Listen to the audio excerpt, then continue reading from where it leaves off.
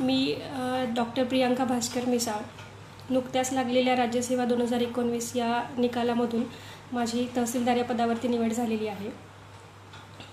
सर्वप्रथम वंजारी सेवा संघ महाराष्ट्र तसेच राहुल जाधवर सर यांचे मनापासून आभार मानेल मला एवढा छान प्लॅटफॉर्म उपलब्ध करून दिला यासाठी। तसेच जेही माझ्या यशामध्ये सहभागी आहेत, माझे आईवडील ज्यांनी मला खूप स्वातंत्र्य दिलं आणि माझी ताई तिचं नेहमी मला मार्गदर्शन लाभलं, तसेच माझे सर्व गुरुजन, माझा भाऊ आणि माझी फ्रेंड्स या सर्वांचे मनपूर्वक आभार मानेल। आधी मी माझा आधी थोडासा पार्श्वभूमी सांगते, त्यानंतर माझा MPSCचा प्रवास कसा होता तो एक सांगेल आणि त्यानंतर माझी अभ्यासाची एक पद्धत होती, माझी अभ्यासाची पद्धत किंवा जे काही बुक्स वगैरे आहे किंवा विविध एक्झाम्स आहेत तर याबद्दल मी थोडंसं मार्गदर्शन करेल आणि शेवटी तुमचे प्रश्न घेऊया आपण। सर्वप्रथम मी खोकरमोहा तालुका शिरूर जिल्हा बीड येथील आहे। माझं 10वीपर्यंतचं शिक्षण चंपावती विद्यालय आणि भगवान विद्यालय येथून झालं। त्यानंतर माझं 11वी-12वी मी औरंगाबाद येथून केलं। त्यानंतर माझं BDS जे आहे ते मी नागपूर येथून केलं। BDSला नंबर लागला, MBBS मिळालं नाही, ही एक थोडीशी खंत होती मनामध्ये, परंतु BDS चांगल्या पद्धतीनेच करायचं ठरवलेलं आणि मी प्रयत्न खूप केले आणि BDS मी टॉपमध्येच केलं। नेहमी मी कॉलेजमध्ये फर्स्ट किंवा सेकंड असायचे। तसेच ज्यावेळेला मी 3rd इयरला एकदा BDSला मी कॉलेजमधनं टॉप केलेलं आणि युनिव्हर्सिटी ऑनरही मिळवलेलं मी मेडिसिनमध्ये। तर त्यावेळेला एका सरांनी मला बोलून स्पेशली बोललेले की तुझ्याकडे आहे भरपूर सारी ॲबिलिटी आहे, तर तू फक्त कॉलेजपुरतीच राहू नको किंवा BDS पुरतीच राहू नको, तर बाहेर पण एक्सप्लोअर हो, अजून बाहेरचं जग खूप मोठं आहे, त्या गोष्टी पहा आणि खूप मोठी हो। त्यानंतर मग म्हणजे मला MPSC या क्षेत्राबद्दल मला कसलंही ज्ञान नव्हतं, म्हणजे MPSCबद्दल काहीच माहिती नव्हती मला। ज्यावेळेला माझं BDS संपलं आणि इंटर्नशिप सुरू झाली होती त्यावेळेला मग आता पुढे काय करायचं हा जो एक विचार होता, त्यावेळेला मग माझ्या फ्रेंडनं मला सल्ला दिला। माझा फ्रेंड बोलला की म्हणजे तुला हुशार आहेस किंवा तुझी करायची इच्छा आहे, तुला आवडतं अभ्यास करायला, तर मग तू MDS करण्यापेक्षा तू MPSC का नाही ट्राय करत। MPSC असं क्षेत्र आहे याच्यात विविध परीक्षा घेतल्या जातात, तिथे भरपूर तुला म्हणजे मोठ्या क्षेत्रावरती काम करायला संधी भेटेल तुला। त्याने एकंदरीत माझा स्वभाव पाहता आणि माझी अभ्यासाची आवड पाहता त्याने मला हे सजेस्ट केलं। मग मी विचार केला की का नाही आपण करून पाहूया। मग त्यानंतर मी डिसाईड केलं इंटर्नशिपमध्ये मला MPSC करायचं आहे, MDS नाही करायचं आहे। मग मी घरी बोलले तर आई पप्पांनी पण मला फुल सपोर्ट केला। आई पप्पा बोलले तुला करायचं, तुझी जी इच्छा आहे ते तू कर।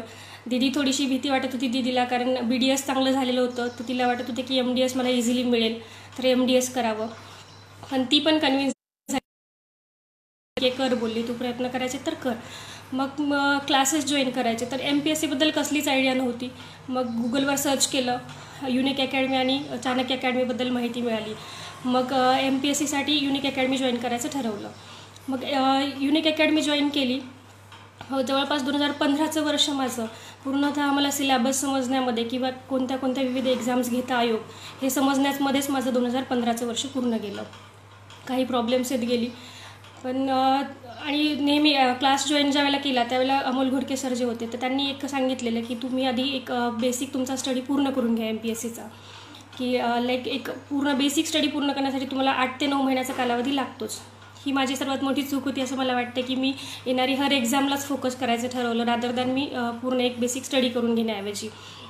मग मी येणारी हरच एक्झाम फोकस केली, तर तिथे थोडंफार हे झालं की लवकर सक्सेस नाही मिळालं मला आणि ते साहजिकतः आज शक्य पण नाही आहे ती गोष्ट। मग त्यानंतर 2016चं वर्ष मला पूर्णतः निवांत मिळालं होतं। मग मी ठरवलं की 2016मध्ये आपण अभ्यास करून घेऊया, कुठली एक्झाम नव्हती। मग त्यामध्ये मी प्रिपरेशन केलं पूर्णतः, म्हणजे मग त्यानंतर 17मध्ये मी एक्झाम दिली, प्रिलिम्स क्वालिफाय पण झाली, जनरलमधून क्वालिफाय झाले होते। त्याच्यानंतर मग मेन्स दिली, स्कोअर पण चांगला आला होता, परंतु इंटरव्ह्यूचं त्याच्यात प्रिपरेशन केलं आणि काही समांतर आरक्षण म्हणा किंवा काही इतर इश्यूज होते ज्याच्यामुळे की माझी इंटरव्ह्यूला माझं सिलेक्शन नाही झालं। एक बॅड लक म्हणा की ज्या दिवशी 2018ची प्रिलिम्स होती त्याच्या आदल्याच दिवशी रात्री हा 17चा रिझल्ट लागलेला। मग ते एक त्याच्यातनं सावरणं खूप डिफिकल्ट गेलं होतं, तरी पण मी सावरली, सकाळी एक्झामला गेली, सकाळचा पेपरही छान दिला, पण सेकंड पेपर जो होता त्यावेळेलाच नेमकं असं झालं की ज्या पेपरला फुल कॉन्सन्ट्रेशनची गरज असते, CSATचा पेपर, तर तो पेपर सुरू व्हायला आणि वाऱ्यांसह पाऊस सुरू व्हायला एकच झालं. म्हणजे पूर्णतः काळोख पसरलेला. आणि बीड सेंटर दिलेलं होतं, तर इथल्या शाळेमध्ये जवळपास त्या शाळेमध्ये लाईट्सही नव्हते आणि वाऱ्यांचा गडगडाट. म्हणजे इतका डिफिकल्ट सिच्युएशन होती की त्याच्यात पेपर सॉल्व्ह करणं म्हणजे एका पद्धतीने कानात बोटं घालणं, ते डोळे टकलावून ते पेपर वाचणं, म्हणजे हे खूप डिफिकल्ट गेलं होतं त्यावेळेला. तरी पण मी तो पेपर हे सॉल्व्ह केला. पण बॅड लक होतं की त्यावर्षी पण माझं 10 मार्क्सनी माझी प्रिलिम्स गेली. 2018चं वर्ष असं होतं की माझ्या कुठलीच एक्झाम माझी क्वालिफाय झाली नव्हते. 17मध्ये मी STI ASO पण दिल्या होत्या आणि राज्यसेवा पण दिली होती, पण सर्वांचेच रिझल्ट्स माझे निगेटिव्ह आले होते. मग 2018मध्ये काय करायचं असं झालं, राज्यसेवा प्री पण गेली होती. मग येणारी कंबाईन एक्झाम राहिलेली होती, 2 महिने होते कंबाईन एक्झामसाठी. मग ठरवलं की आपल्याला ही एक्झाम कुठल्याही हालतीत काढायचीच आहे. पुण्याला जायची बिलकुलच इच्छा होत नव्हती. मग बीडमध्येच राहिले मी जवळपास 2 महिने. मी बीडमध्येच अभ्यास केला, इथेच लायब्ररी लावलेली, घरी अभ्यास केला आणि कंबाईनच्या एक्झाममधनं मग माझी ASO आणि PSI या दोन्ही एक्झामसाठी प्रिलिमसाठी मी क्वालिफाय झाले होते. मग मेन्सचा पहिला पेपर होता मराठी इंग्लिश. त्याच्यासाठी फुल प्रिपरेशन करून विचार केला की आपल्याला ही एक्झाम काढायचीच आहे. मग ते अभ्यास खूप प्रचंड केला.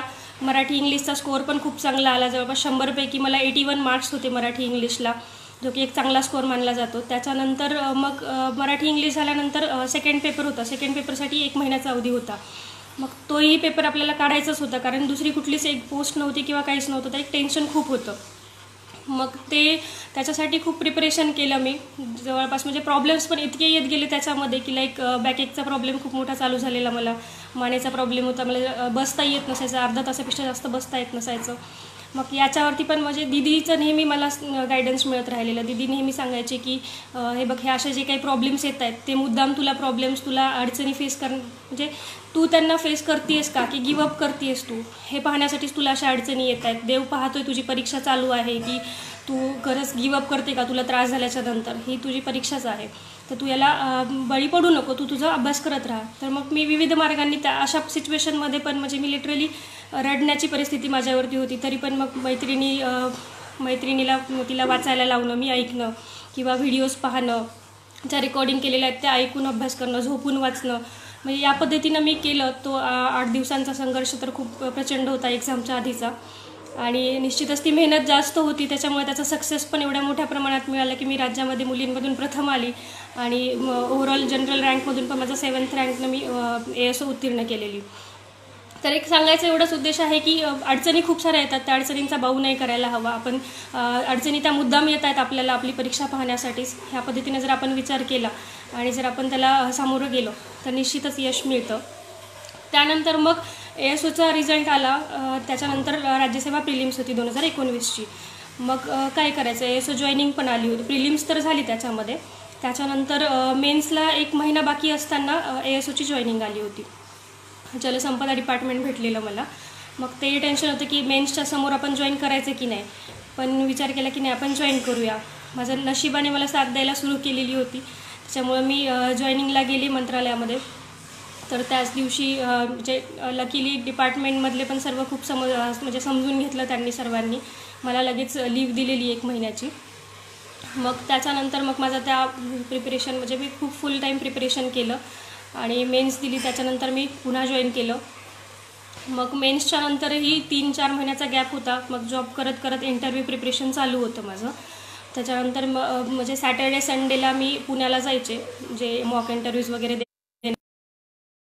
अशा पद्धतीनं म्हणजे तो एक प्रवास चालला. आणि इंटरव्ह्यूसाठी पण मी देखील सुट्ट्या घेतल्या होत्या. जवळपास 1-2 महिन्याच्या मी सुट्ट्या घेतल्या होत्या इंटरव्ह्यूच्या तयारीसाठी.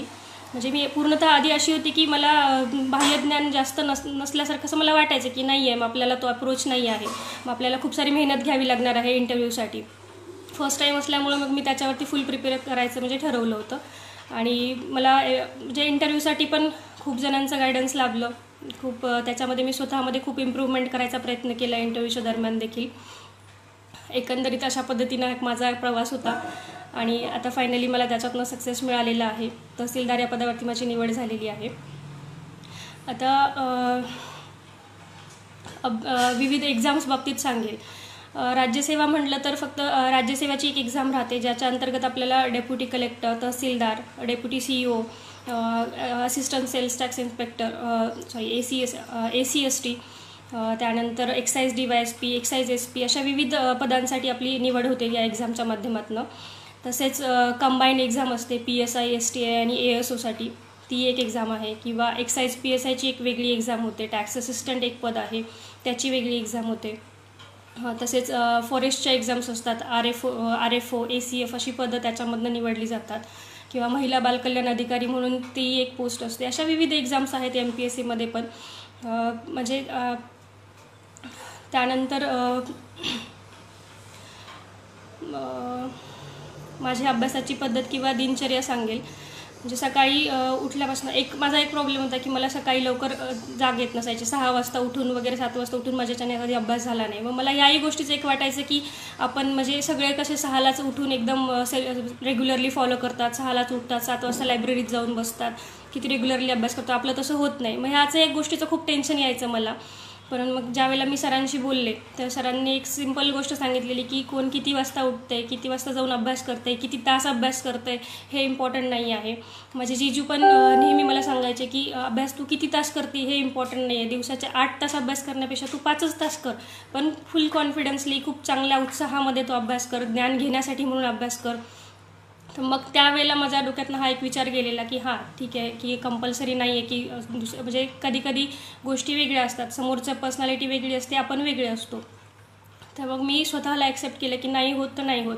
मग मी 9 वाजता माझ्या अभ्यासाला बसायचे. मी 9 वाजता फ्रेश होऊन, तर मग सकाळी 9 वाजता बसले की मग मी दिवसभर रात्री माझा 2-3 पर्यंत अभ्यास चालायचा. मग मी 3 वाजेपर्यंत अभ्यास करायचे जवळपास. आणि मला लायब्ररीमध्ये अभ्यास होत नव्हता. मी मोस्टली रूमवरतीच अभ्यास केला एकटीनं राहून.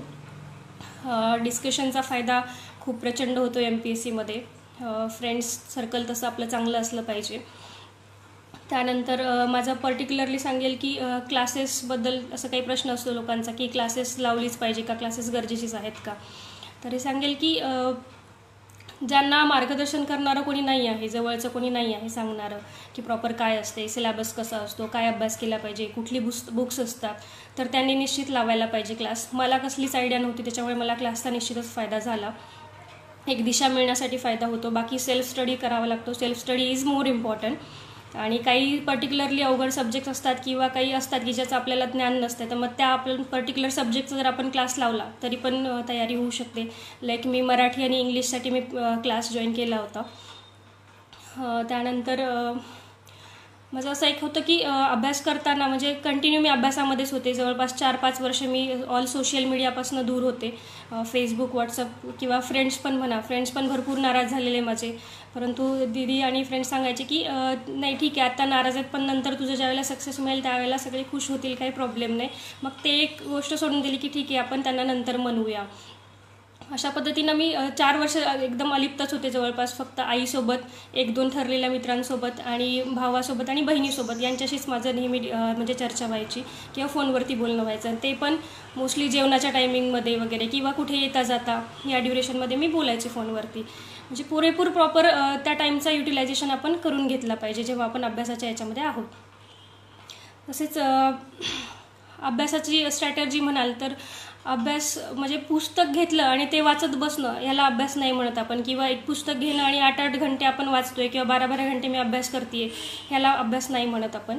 मोस्टली आपण ते प्रॉपर त्याचं मॅनेजमेंट असलं पाहिजे की कसा आपण अभ्यास करायला हवा. लाईक MPSCच्या बाबतीत म्हणाल तर MPSCचा सिलेबसला धरून राहणं, तसेच जे काही प्रिव्हियस इयर्सचे क्वेश्चन पेपर्स आहेत तर त्यांचं प्रॉपर ॲनालिसिस करणं हे खूप गरजेचं आहे.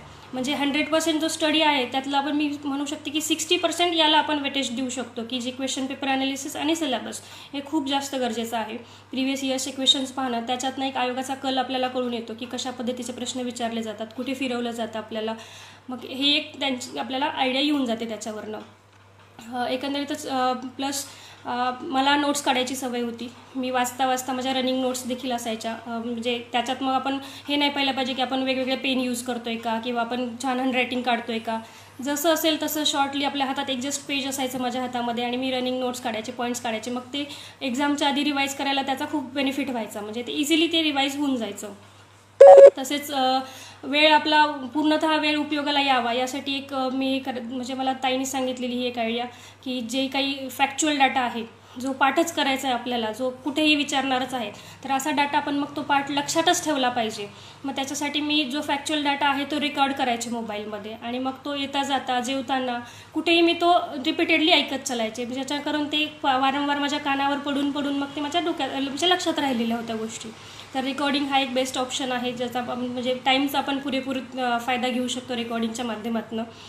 तसेच क्वेश्चन पेपर ॲनालिसिस सांगितलं, प्लस मोटिवेट राहणं किंवा पॉझिटिव्ह राहणं ह्या प्रिपरेशनमध्ये खूप गरजेचं आहे. मला सुदैवाने माझ्यासोबत मला आयुष्यात खूप चांगल्या लोकांची नेहमीच मदत मिळालेली आहे किंवा नेहमीच माझ्यासोबत लागलेली आहे. मला माझी ताई म्हणा किंवा माझे फ्रेंड्स म्हणा, माझा भाऊ, तर यांनी म्हणजे हे लोक पॉझिटिव्ह अप्रोच देण्याचा किंवा पॉझिटिव्ह एन्व्हायरमेंट क्रिएट करण्याचा आपल्या लाईफमध्ये खूप मोठा रोल इम्पॉर्टंट म्हणजे हे करतात. लाईक ज्यावेळेला मला म्हणजे फ्रस्ट्रेट व्हायचे, ज्यावेळेला अभ्यास नव्हता होत, तर त्यावेळेला यांच्याकडनं म्हणजे यांच्याशी बोलून वगैरे छान पॉझिटिव्ह वाटायचं, एनर्जी मिळायची पुन्हा प्रिपरेशन करण्यासाठी. तसेच मी काही माझं एक होतं की मला सॉंग्स ऐकल्याच्यानंतर पण मला छान एनर्जी मिळायची. तर काही पर्टिक्युलर सॉंग्स होते, मोटिवेटिंग सॉंग्स होते जे मी ऐकायचे अभ्यास करताना.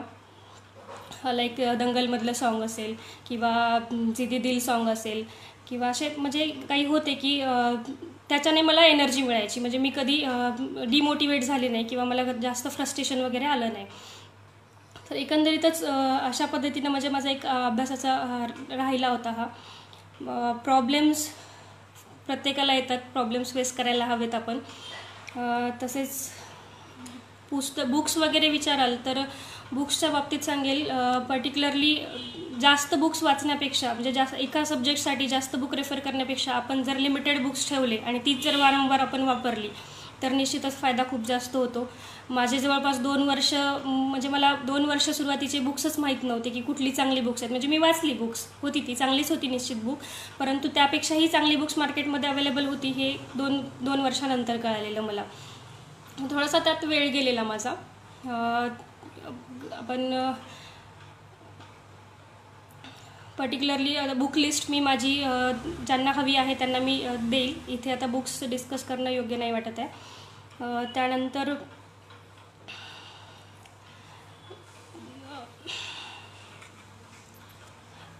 ठीक आहे, बुक्स आणि नोट्सबद्दल विचारत आहात. बुक्स विचाराल तर पर्टिक्युलर काही प्रकाशनाचे समज सिलेबस पाहिला पण पॉलिटी आहे तर पॉलिटीसाठी एम लक्ष्मीकांत बेस्ट बुक आहे. लक्ष्मीकांत मराठीमधून देखील उपलब्ध आहे.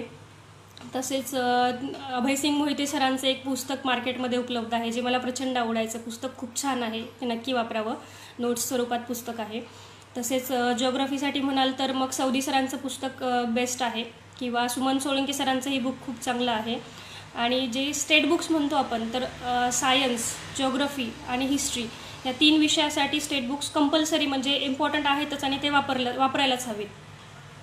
एक नेहमी एक कन्सेप्ट असतो की एक लोकांना वाटतं की NCERT, काही जणांना ज्यांना मराठी जमते, इंग्लिश थोडी अवघड जाते, तर त्यांना एक प्रश्न असतो की आपण NCERT नाही वाचले, तर हे कुठेतरी टोचत राहते की आपण NCERT नाही वाचले.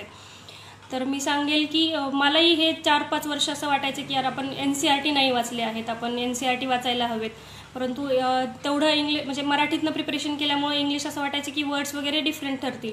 पण मी सांगायला आवडेल मला की मी NCERT नाही वाचलेले. वाचायला हरकत नाही, म्हणजे वाचायला हवे, परंतु मी वाचलेले नाही आहेत NCERT.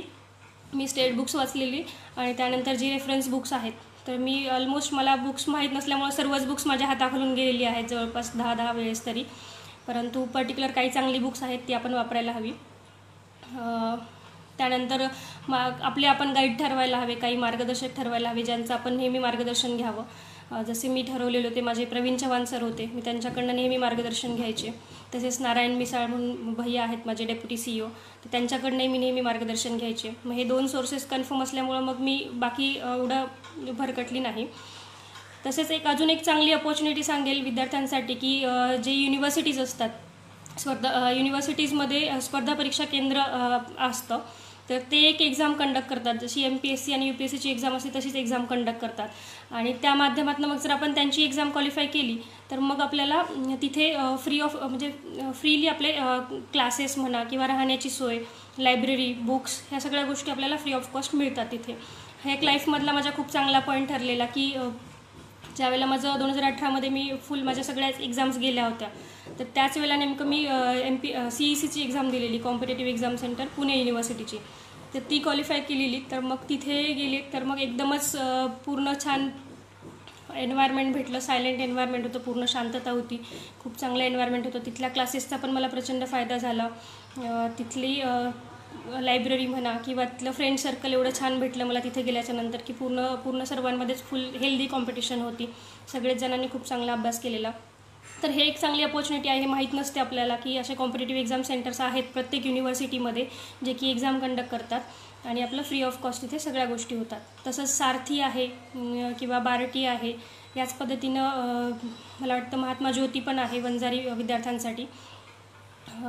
तर याचा नक्कीच फायदा आपण घ्यायला हवा. ॲट द एंड शेवटी एक मिनिट, काही प्रश्न आहेत का पाहूया आपण.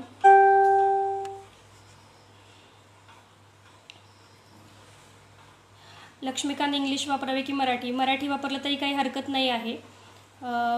पण मी हे एक सांगेल की लक्ष्मीकांत आणि जे मी बोलले की अभयसिंग मोहिते सरांचं जे पुस्तक आहे, पर्टिक्युलर इथे मेन्शन करणं असं काही हे नाही आहे, पण मला ते पुस्तक पर्सनली खूप आवडलेलं.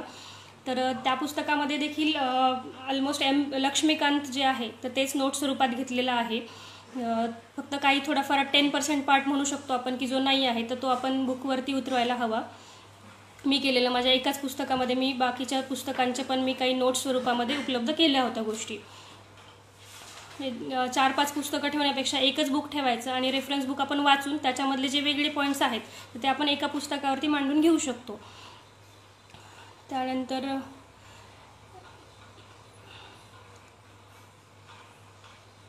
नोट्स आपण काढाव्यात. नोट्स काढला तर निश्चितच फायदा होतो. जे आपण वाचतो आहोत तर त्याला शॉर्टली रिवाईज करण्यासाठी नोट्स खूप उपयोगी ठरतात. आणि जे मी सांगितलं की फॅक्च्युअल जो डाटा आहे तो आपण लक्षात ठेवलाच हवा. मग ते कुठलाही एनी हवा पण लक्षात ठेवायला हवा. आणि अजून एक सांगेल की कधी कधी असं होतं की आपण वाचतो आणि गोष्टी सोडून देतो, वाचत चालतो. तर अदर दॅन वाचणं आणि सोडण्यापेक्षा आपण जर त्या गोष्टींना लक्षात ठेवायचा प्रयत्न केला, कुठल्याही हिंट्स वापरून, छोट्या छोट्या हिंट्स वापरून जरी आपण त्या लक्षात ठेवायचा प्रयत्न केला तर हे निश्चितच फायद्याचं ठरेल. आणि ओव्हरऑल म्हणजे भरपूर साऱ्या गोष्टी चलता चलता पण आपल्याला उपयोगाला येतात. चलता चलता देखील उपयोगाला येतात आपल्याला. लाईक एकदा मी असंच मुंबई पुणे ट्रॅव्हल करत होते, त्यावेळेला सहज ते एक्सप्रेसवेचा डिस्टन्स पाहिलेलं आणि नेमका प्रिलिममध्ये प्रश्न होता की एक्सप्रेसवेला किती हे आहे, एक्सप्रेसवे किती किलोमीटर्सचा आहे. तर अशाही गोष्टी आपल्याला उपयोगाला येतात. तर एकंदरीतच या पद्धतीनं माझा MPSCचा एक प्रवास होता. ज्यांना कोणाला मदत म्हणजे गरज असेल तर त्यांनी मला अप्रोच केला तर मी त्यांना नक्कीच गायडन्स करेल. काही प्रश्न आहेत का बघूया.